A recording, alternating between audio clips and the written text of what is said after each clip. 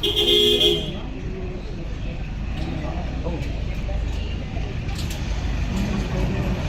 nga kung marubi-rubi, ikaw, ilusyonada ka talaga eh.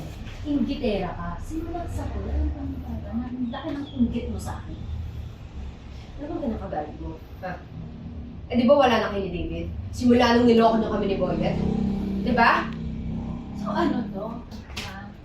Gumaganti kayong dalawa? Pues, hindi effective. David naman, hahanap ka na lang na isusupalpal sa akin. Kung pangit pa na to. She was there when you abandoned me. Siya ang nagpakita ng totoong concern sa akin. She's beautiful. Inside and out. Beautiful? Beautiful?